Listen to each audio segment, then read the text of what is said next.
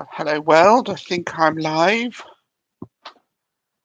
Welcome to the Matthew Art channel. I'm hoping to do a very small still life. I've got it set up in front of the camera, as you can see, on a sort of plywood panel attached to some wood at the back. I bought those from Sostreen and Green, which is Danish shop or Swedish shop, I think, in Coventry. I've drawn out the still life. You'll have seen that on the thumbnail if you've joined. I think the actual photograph that I took of this orange that I peeled. I could have done it live, I suppose, but I normally work from a photograph, so I've stuck with what I'm used to doing. Do ask questions if you want to. I will be concentrating on a different screen, but I'll try and remember to glance across. I don't think it sort of pings when you actually ask a question, which is a bit annoying, really, because I might miss some. But I'll try and glance across occasionally and catch up with any questions that have been asked and answer them. It's been a while since I did a live stream. I think I did one last year showing the grisaille method. So I will get started, and feel free to ask questions as we go along. I've already had one from Multicrons. How many layers of gesso went into the preparation of the board?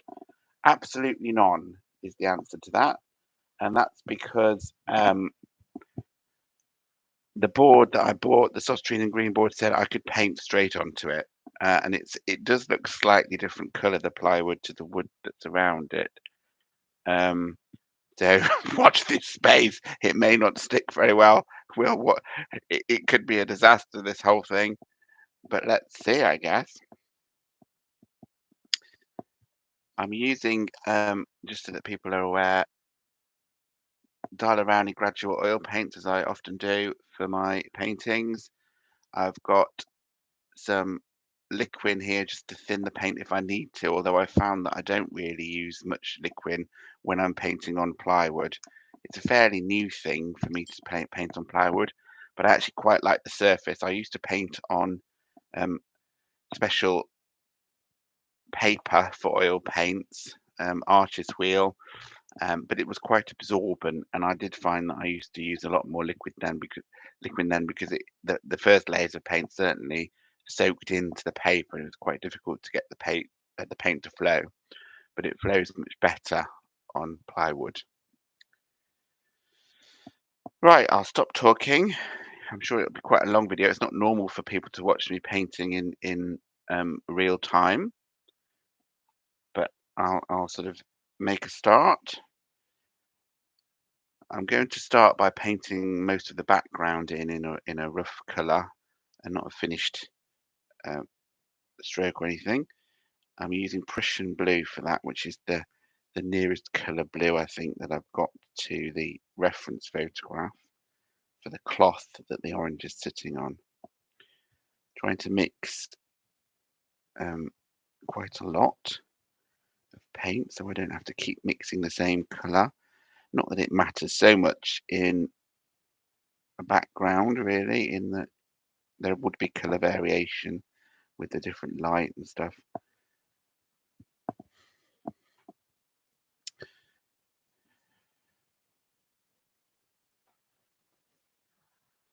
So I'm just dabbing it on. I will go around the orange that I've drawn out, and the drawing may change as the painting progresses. That's just a guide for me for me to start, really. I think it is good when you're doing Alla Prima to leave the very different colours separate. Otherwise you end up with mixing of colours when the paint's still wet, and you can end up with a muddy result. Whereas if you're still painting onto the fresh, pristine plywood, there's less mixing of those colours.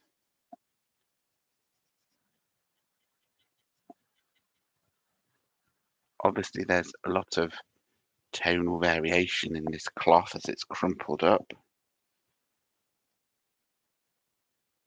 But I'm just starting with a flat colour, and that's partly because it will help me judge the tones accurately. Certainly when you're working on white paper, if you've got lots of areas of white, it's difficult to judge the darks against that.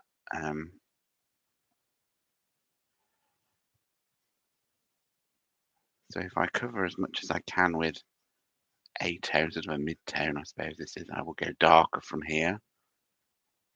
And you can see I'm using quite a big brush for this. I'll get more precise as I go on. It's been a long time since I've done an oil painting, so this could be a disaster. But I'm sort of doing it as a practice because I've got in my head that I want to do some still lives of glass bottles, antique glass bottles that I bought in an antique shop in Stratford-upon-Avon when I was visiting a while back. And I sort of want to do a series of those glass bottles, but this is a practice to get used to the feel of paint on plywood in this case, again, and how the paint mixes. The paintings that I've been doing recently have been more gouache paintings, which has similarities in terms of being able to paint over the top of colours that you've already applied and that sort of thing. But it is very different. You can make it quite thin as well, really, whereas this is quite thick. I don't really need to use the liquid, I don't think, from my experience so far.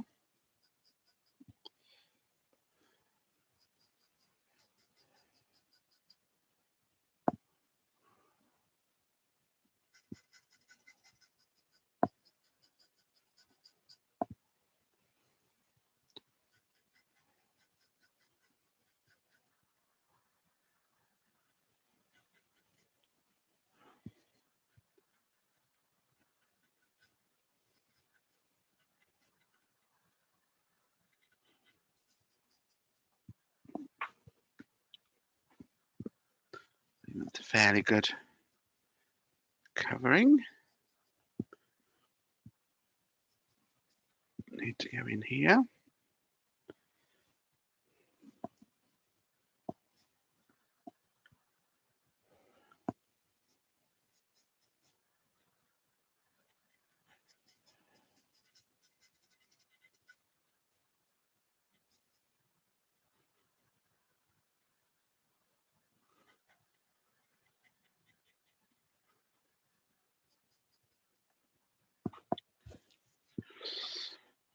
So that's the mid-tone of the background covered over, I think. As I said, I will go darker from that, and I will go lighter from that.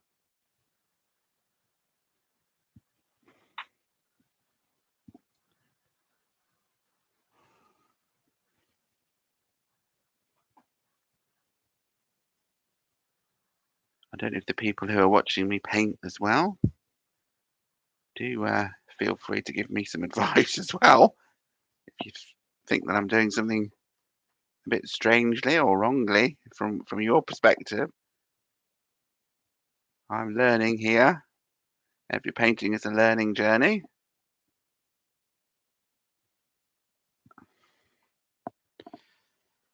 I have a bit of terps. It's not actually terps, it's white spirit. I don't have any terps here, just to sort of wash the brushes, and I can use it to thin the paint as well, I suppose, to a certain extent. But as I've finished most of that blue for now, I will wash that brush. It's a good idea I've found when I'm painting with oils to have lots of different brushes on the go using the main different colours. Again, that's to try and stop your painting becoming muddy by mixing colours. If you've got a blue brush and then you use it for the orange in this case, you can end up with a dulled down orange. So I'm going to use different brushes for different colours. Wash them as well in the white spirit. I'm going to use a slightly smaller brush now And I'm going to again do a mid-tone orange colour for the orange that is in this. Um, pick pick the colours that I want. I think because oranges are so bright, I think primary red for this is going to be quite good, and probably a lemon yellow, as it is a citrus fruit after all. But again, this is going to be a mid-tone. The shadows will be darker and cooler, probably, and the highlights will be warmer.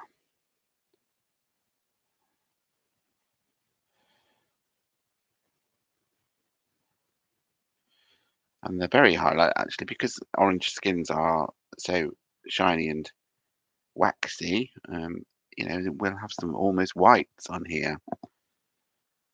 That will be reserved, the white will be reserved for the most bright highlights. A lot of the pith that you can see, or I can see, and you've seen on the thumbnail, isn't actually that white. There's some of it that is, but a lot of it's quite far off white.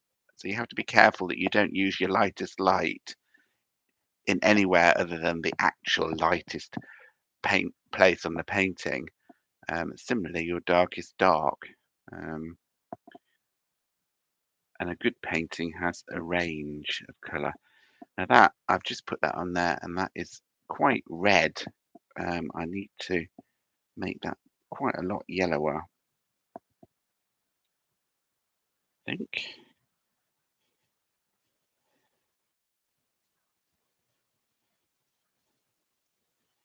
I'll put a bit of primary yellow in it as well, rather than just all lemon yellow. Of course, I don't have to colour match exactly to the painting, and indeed the background already is a bit bluer um, than the cloth, but as long as you sort of represent roughly what's there, and you get the tones right. I think it's important to get the tonal values of the painting right, really.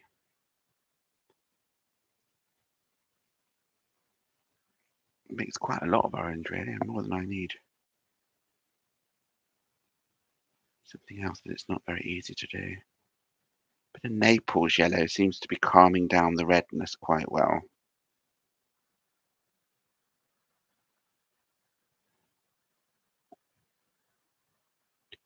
A bit more of that. I know I'm talking about stuff that you actually can't see. I really should get a set up so that you can actually see me mixing the colours on my palette as well. You can see how it's changed from the beginning. If I bring it up there, this is the colour that I'm currently mixing for the orange.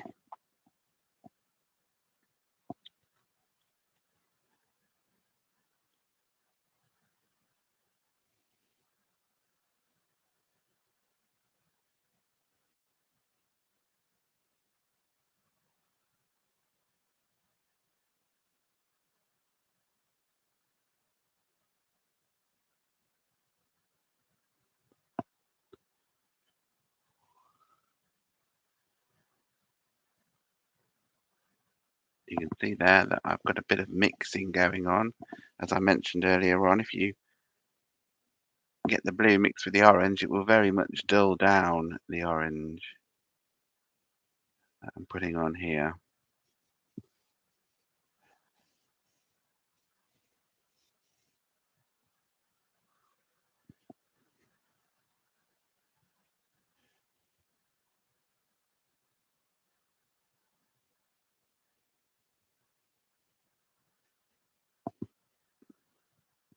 I don't know how long quite this is going to take. Because it's been a while since I've done oil painting, it may take longer than it used to, perhaps, but we'll see. I may not even finish it.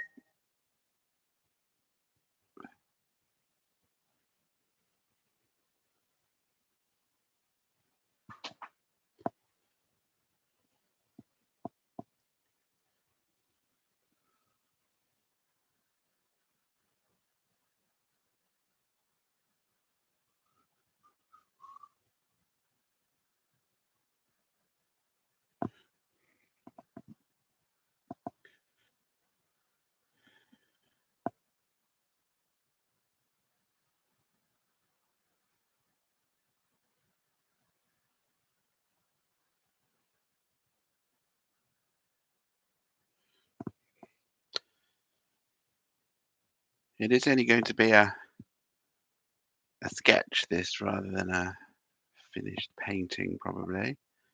As I said earlier on, it's just to get me back into using oil paints as much as anything else.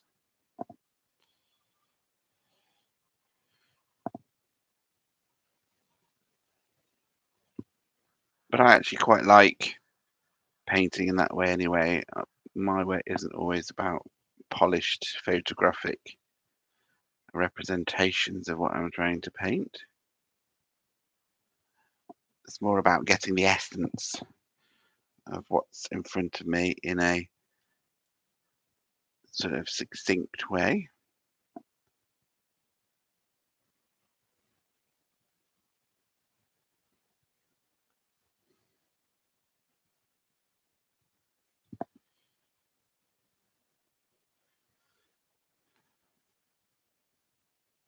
Surprising how much paint I need to mix to cover.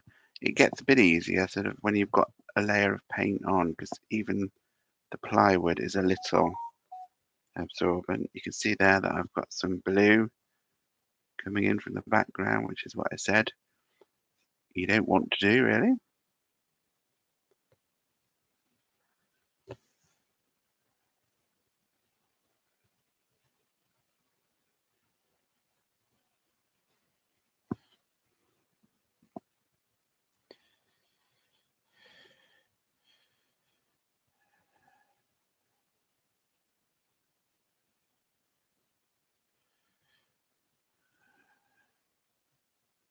I think a lot of painting is observing what's happening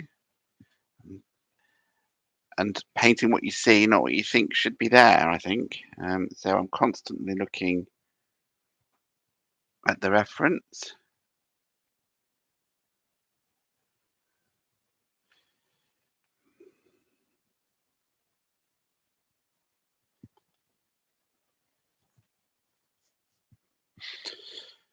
It's already starting to look a bit like an orange, I think.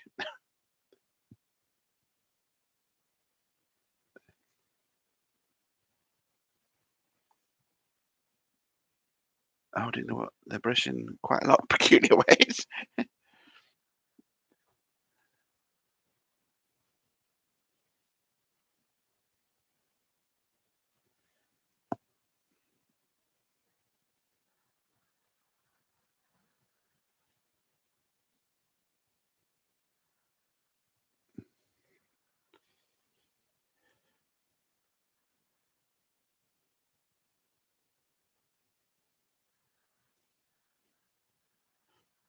These brushes are perhaps a little soft to paint with oil paints. When you're painting with oil paints, you should probably have a bristle brush, I think, really. I use the same brush for anything that I paint with, whether it's gouache or watercolor, which sounds ridiculous, but it's true. And you can see that the bristles are bending quite a lot. But that's just what I'm used to. So that's now covered most of the board, which is good from a tonal representation. Obviously, there's still the actual flesh of the fruit to do, but that's fairly light anyway because there's a lot of pith on there. So that sort of gives my eye a good clue as to where the sort of mid toned, and now I can go lighter and darker from this point. Multicron says I'm copying his dab technique. Yes, I am dabbing very much. um, I'm not sure I'm making very many confident brush marks here,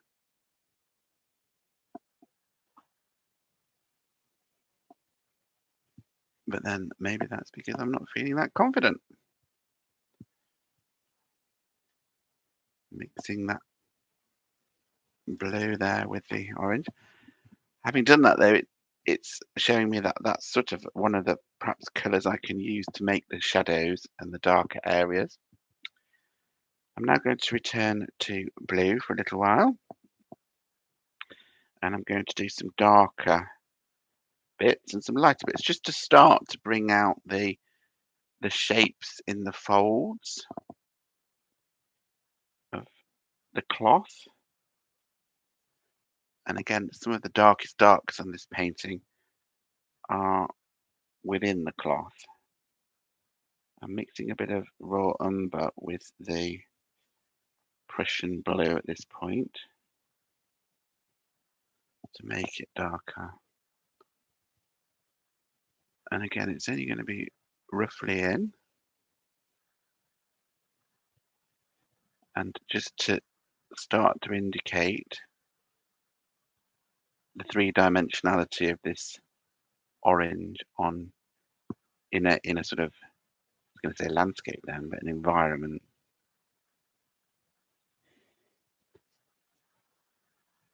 There is many more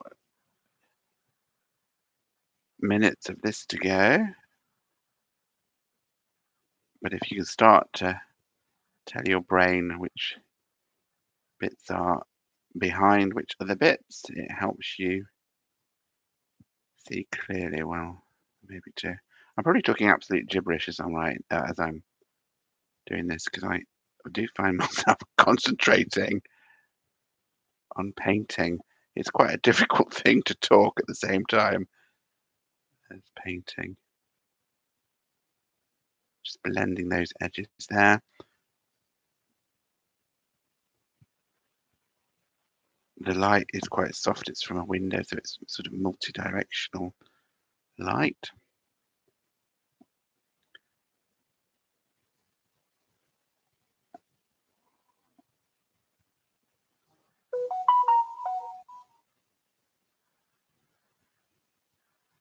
If I am talking gibberish, I apologise.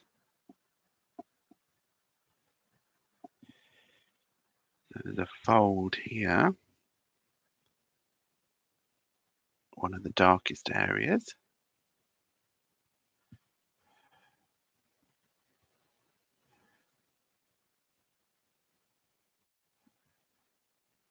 Apparently dab is the highest level of confidence, the dab mark.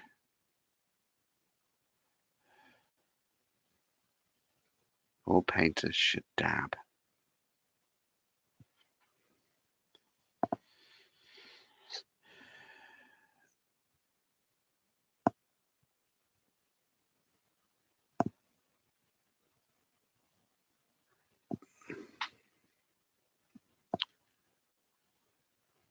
It's not looking very much yet, I am very well aware.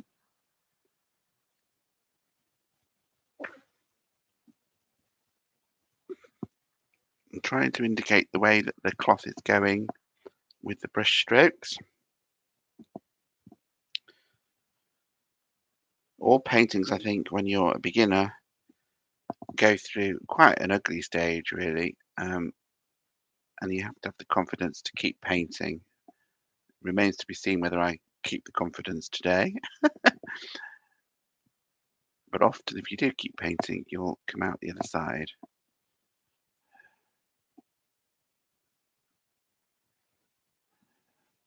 I'm going to use a smaller brush at this point now.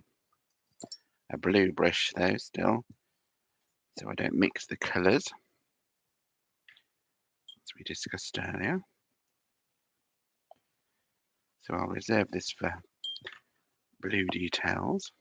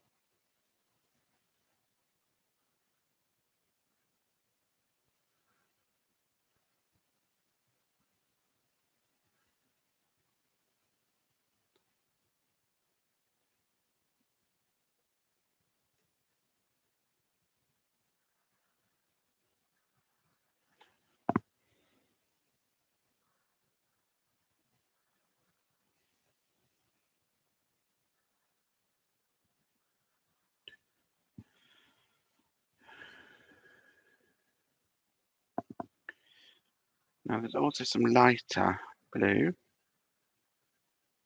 So I've done some darks and now I'm going to start adding a little bit of lighter blue from where the light is catching. It's actually a fold that turns going right across the corner of this.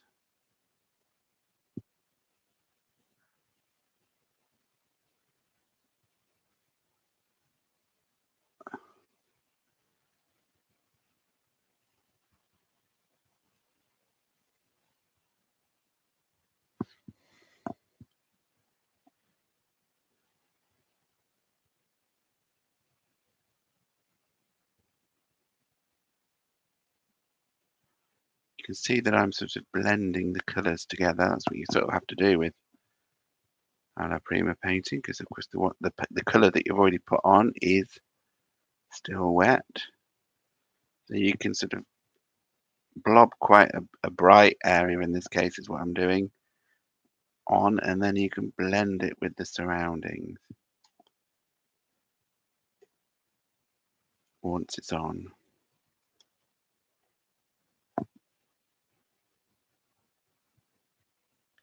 You can even add white if you're using white to lighten. I wouldn't advise using white all the time to lighten because you can end up with a chalky looking painting.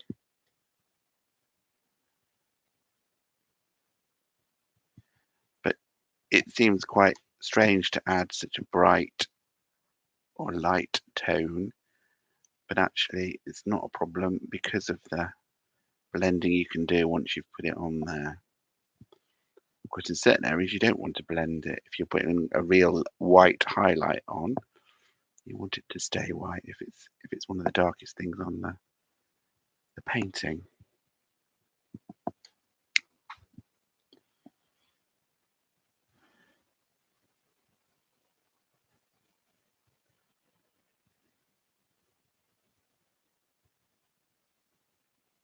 Very subtle gradations in the folds on this. It's quite a thick material that it's sitting on, so and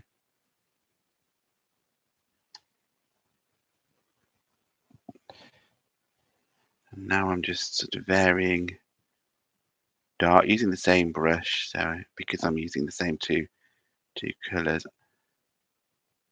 I'm just varying it to indicate the sort of folds if I can.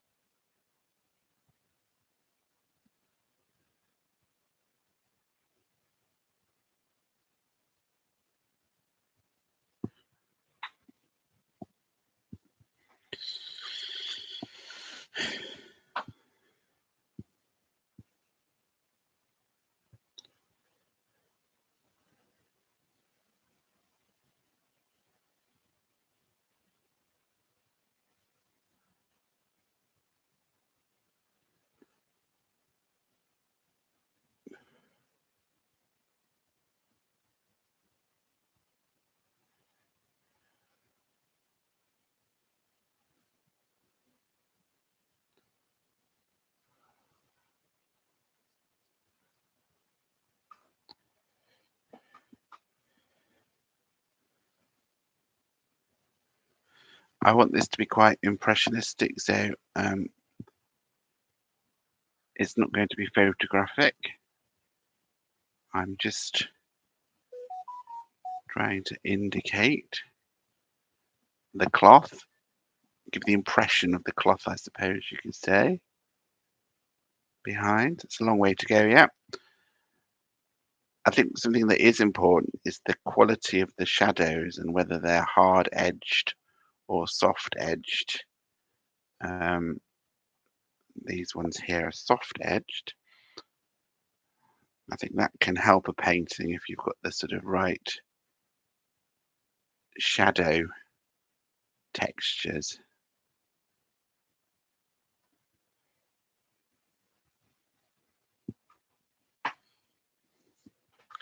So you can see we're starting to get a bit of three-dimensionality on the background. It's the very beginnings of me doing that. I need to put some darker in there. Fold goes right under.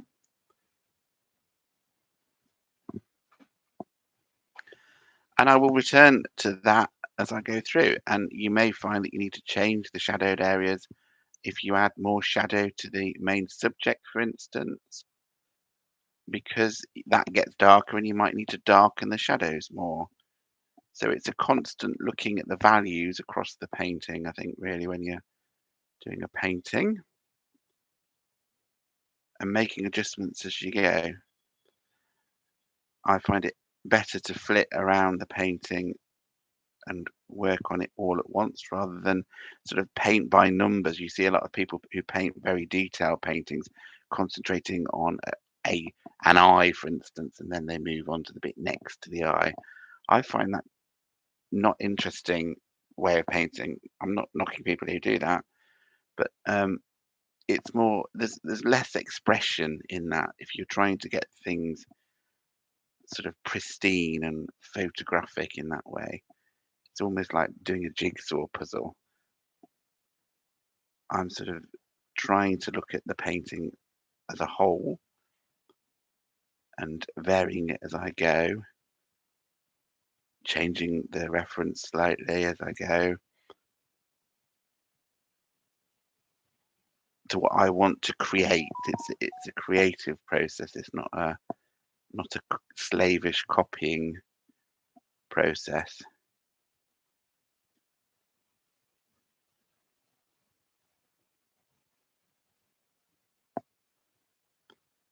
And you can find that I'm working on the background at the moment, but you can spend as long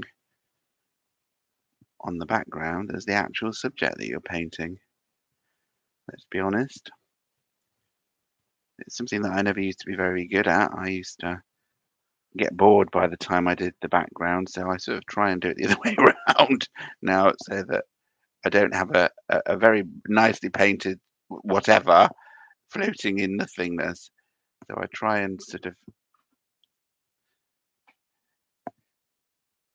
do some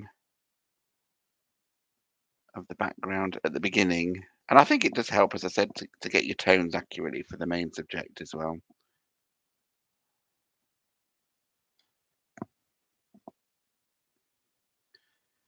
You can see I'm building up gradually.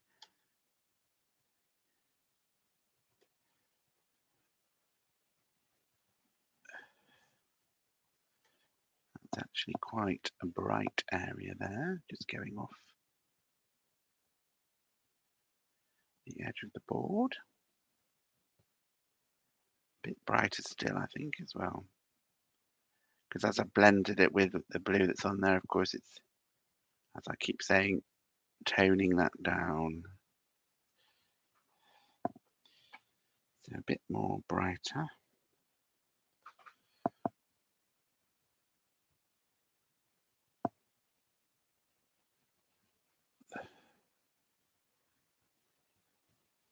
I don't want it to look perfectly smooth. I want it to be brushstroke filled.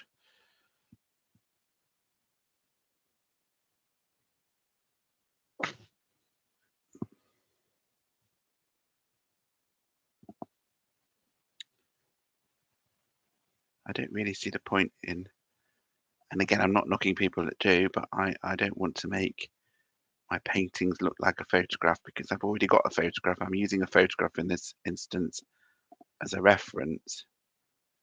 So I could just frame that if I wanted my painting to look like a photograph. I want it to look like a painting.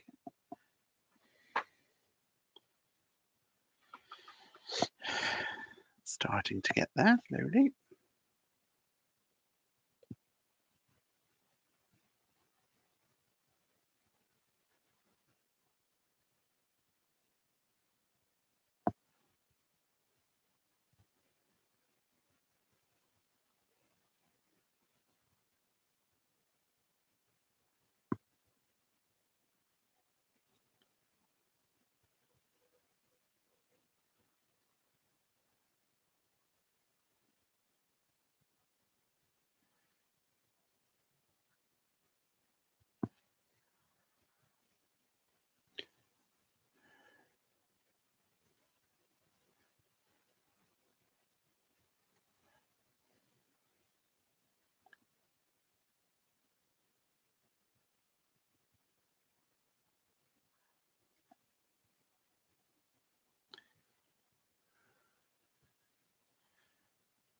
If you sort of make the brush strokes in the direction that the cloth lays as well, that can sometimes help get the impression of folds.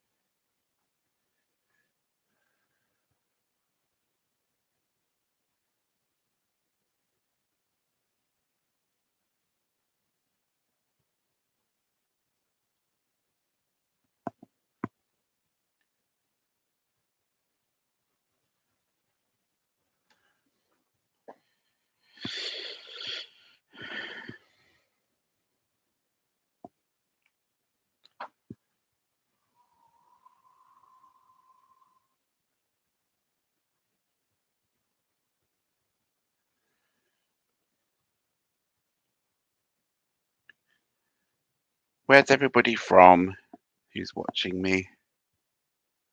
Intrigued to know where people are watching or who's watching.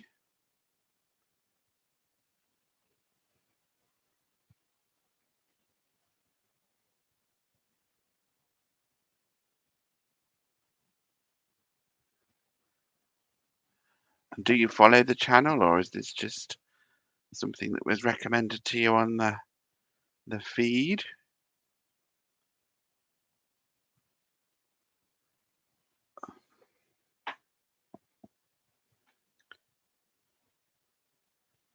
Thank you, Multicrons. The cloth is looking good, apparently. I'm not sure if you're saying that because you want me to move on to something else. Are you bored by it? I have to say, I get bored by things as I'm painting, and you probably will find me very shortly going and trying a little to do a different area just for a change, and then I will come back to what I was doing on the cloth I expect at some point.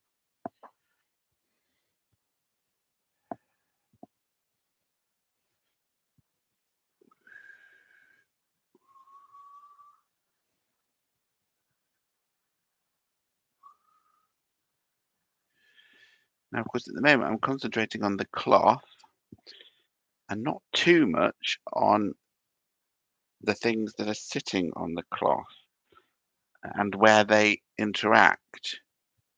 So I need to start, I suppose, especially on this bit of peel here, start indicating that it's sitting on the cloth. And to do that, I need to indicate the shadows that are being cast. I've started to indicate the shadows behind this bit of curled peel here. But I need to improve that. I will need to go darker in here to because that's one of the darkest areas, and probably darker in here. I'll do that by mixing raw umber probably with the Prussian blue, and under here I need to go a bit darker, I think. So I'll perhaps start to mix a darker colour to see how dark I need to go in these areas. That shadow there comes out more because it's difficult to get a dark shadow now. I'm painting on a lighter area of blue. So you need to load the paintbrush up at that point with quite a lot of the dark colour that you want to add. Otherwise, it will just mix with what's underneath. It won't give you the effect that you want.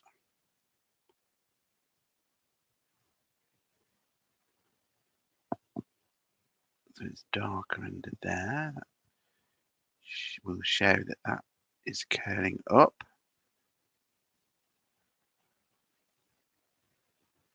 It's quite a soft shadow edge though.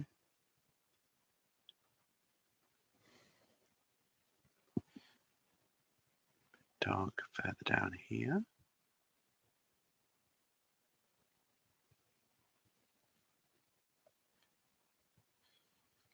So as I was saying, this piece is just sitting there as a blue and orange bit, but if I start to add the shadows, that will start to indicate where the light is coming from and will help to make it fit into its environment. And because it's quite close to the cloth, it's a more distinct shadow.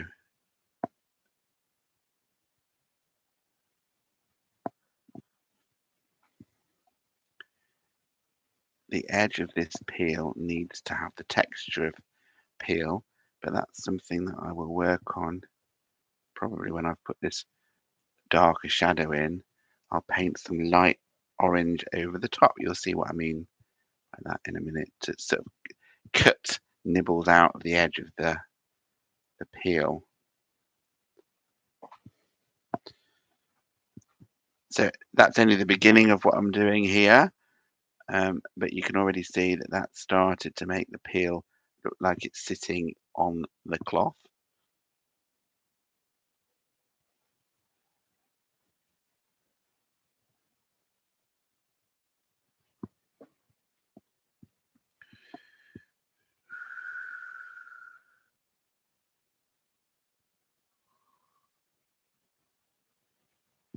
So this is a sort of study really, and I'm looking for the things that make this distinctly an orange on a cloth really, and trying to put those bits in.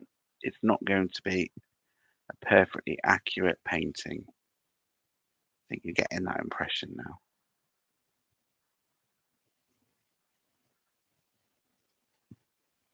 It's quite a hard edged shadow, but not very hard because of course cloth is fluffy, and if you have a very hard shadow, you get hard shadows on things like metal and glass. Um, so there is some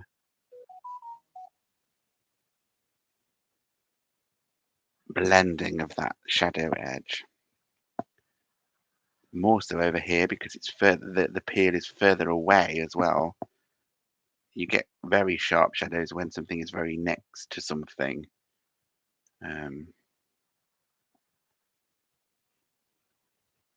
the further away you go, depending on your light source, of course, the further away you go from the object and its cast shadow, the blurrier they tend to get.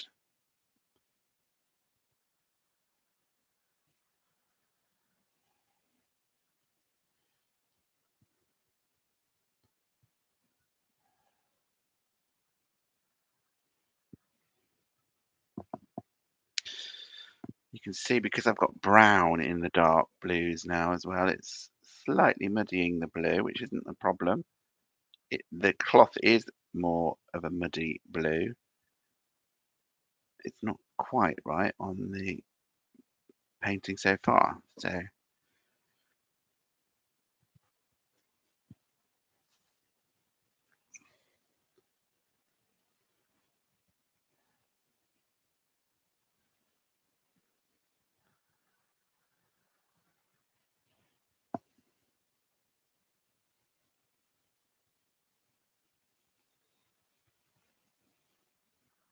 top of this fold is quite difficult to get right because actually there is a turning away shadow, but where the light catches the fluff, really almost, you get a lighter bit just on the edge of the fold. That's what I'm trying to indicate here.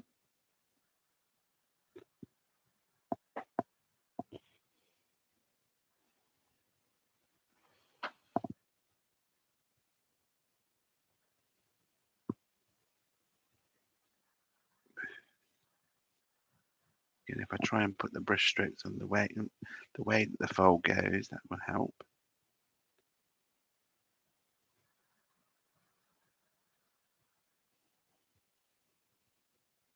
Notice I'm using the brush, holding the brush quite a long way from the end.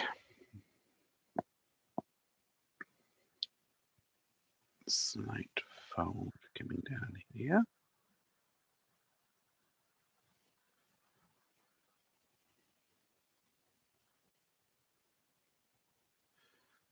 Again, a bit of that sort of turning away.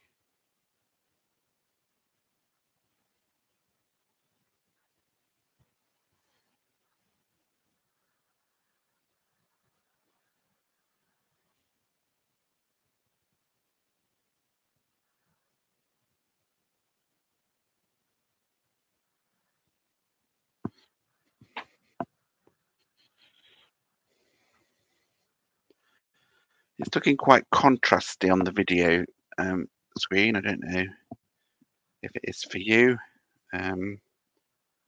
Looking a little more subtle in real life.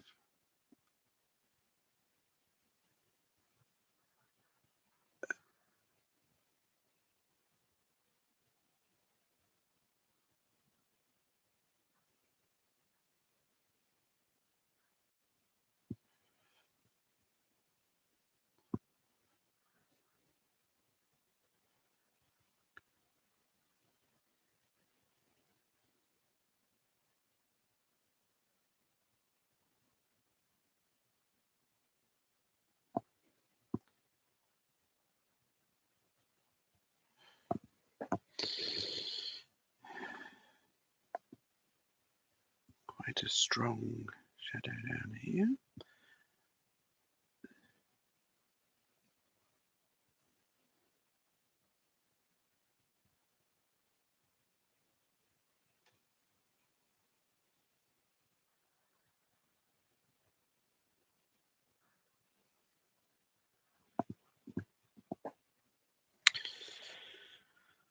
Right. There is, of course, as well, some reflected orange in this cloth over here. Now that's going to make the blue look quite green here.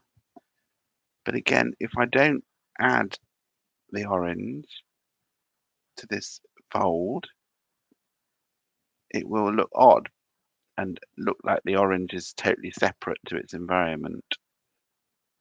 So you can see that the orange there has made that a bit green, but it will start making a bit more orange. That's just the light reflecting from the orange onto the darkest bit of that fold.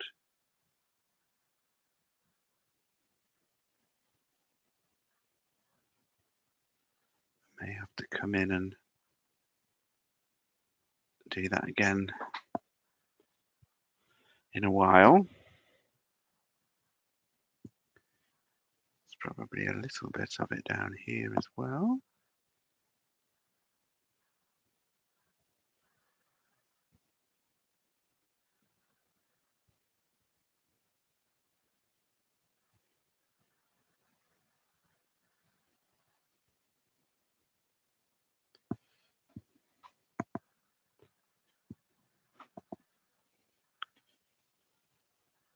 Possibly a little in here, just to warm it up.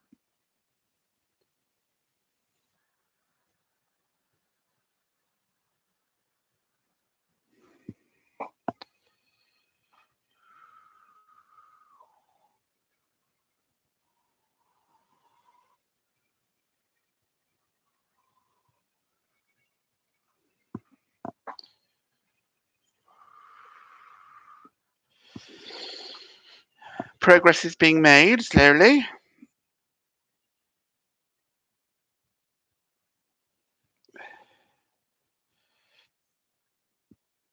I've made the fatal mistake of putting orange on my blue brush, so I'm going to wash my blue brush so I can keep that for blues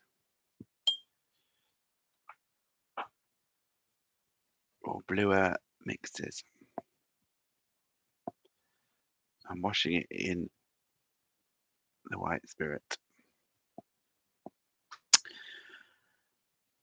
Something that we need to start to look at is the curve that is on this bit of peel here and the texture of the peel generally. So I'm probably going to just start looking at this bit of peel as sort of a practice area to start with, and just working out how I might do texture on this orange peel.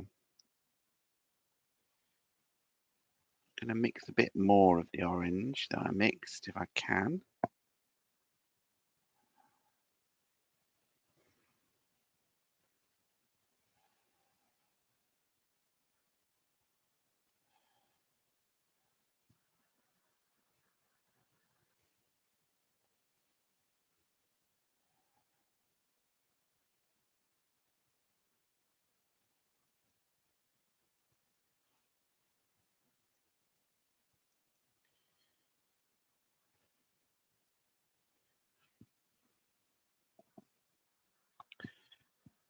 One of the things that will make it sort of show is the highlight, of course, but I'm going to leave that for a little while. I'm going to try and put some of the curve away from the light here on this bit of peel and this section, and I'm doing that by adding sort of brown to the orange to make it darker, maybe even a bit of blue, which again will sort of green it up.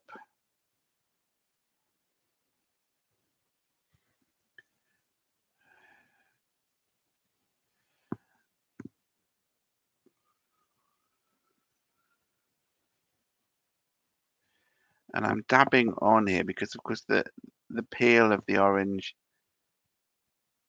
is quite mottled in terms of texture.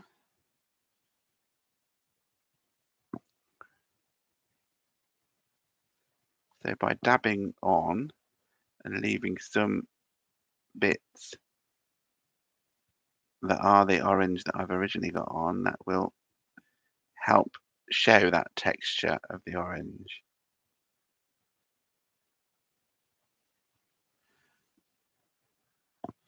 Even just those slight bits have started to curve that. And if I go, it's quite a deep red and underneath this bit of peel. So again, if I deepen that up,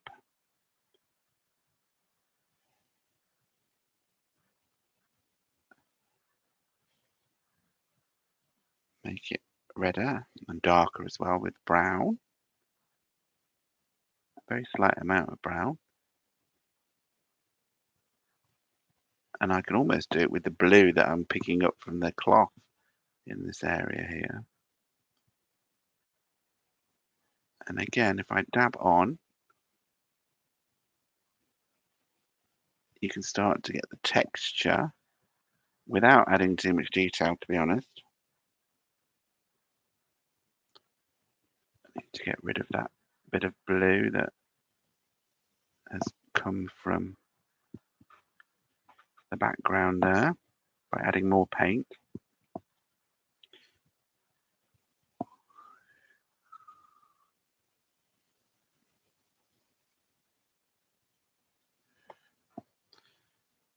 It's already beginning to look a bit curled. There's a long way to go yet, of course.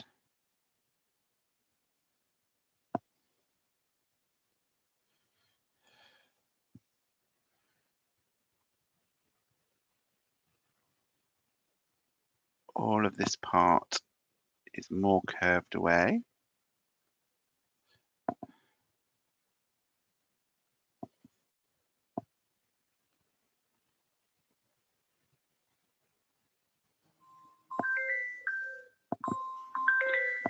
Somebody's calling.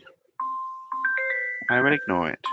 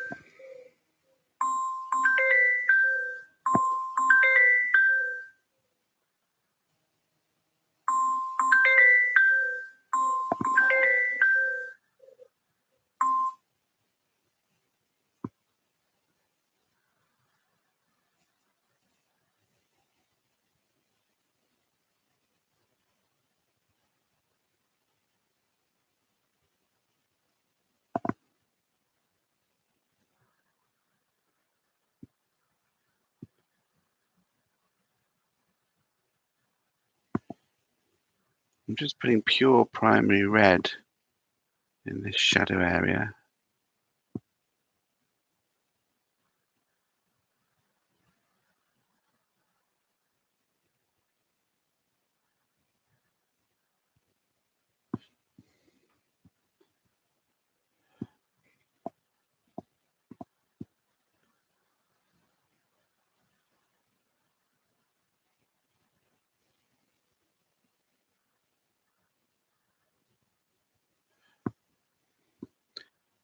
And now some raw umber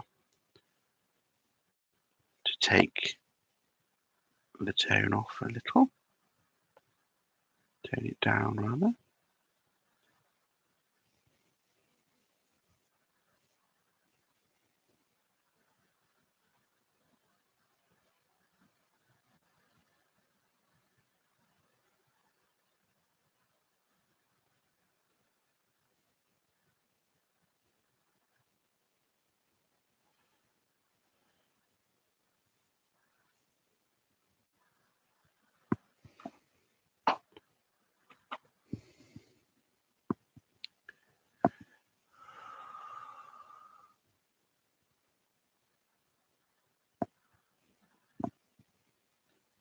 This is curved away slightly down here.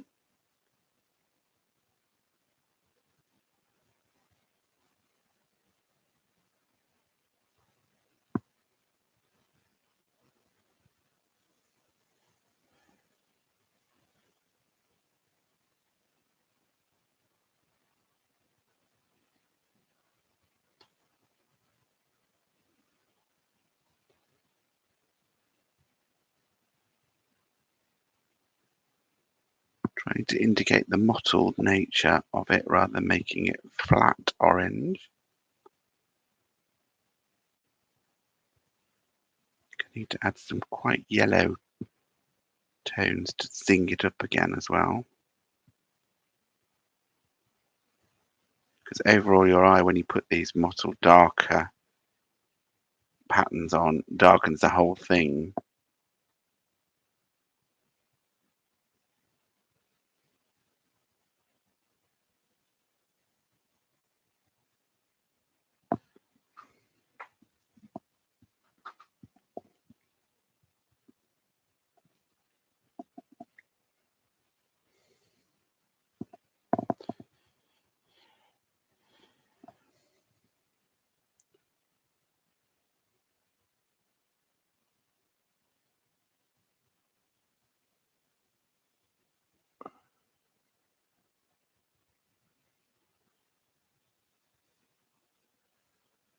So all of these tiny marks are helping to make it begin to appear round.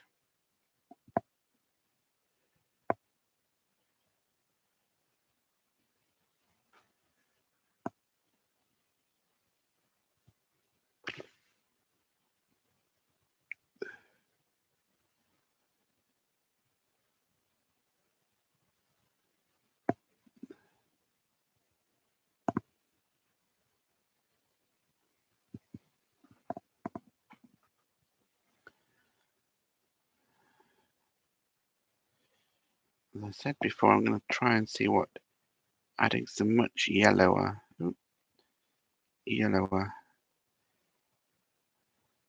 orange does, or yellow sort of thing, really, to try and lighten without using white.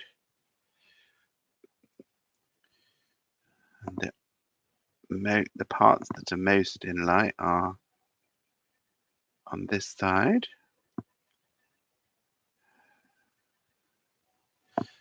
And again, I'm starting to speed up in terms of the number of dabs.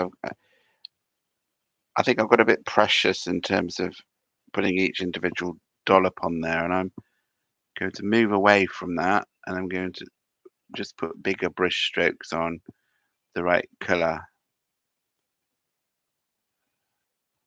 in a sort of a varied pressure way to add interest.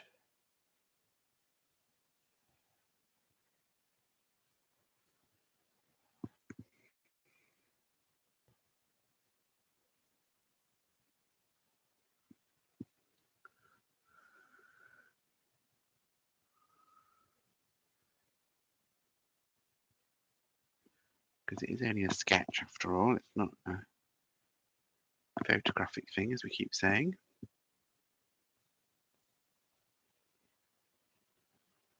Don't want it to become too muddy. The more wet on wet paint you put on, the more in danger you are of doing that.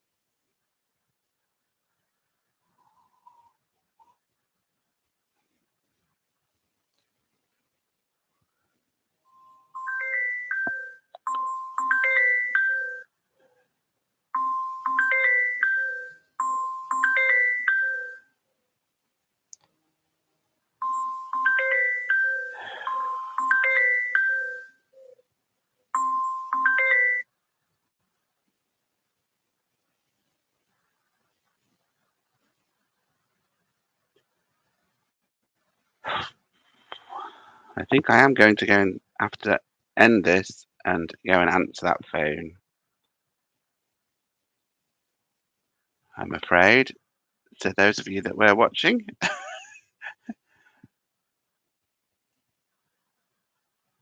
thank you for watching, but I'm going to have to end it.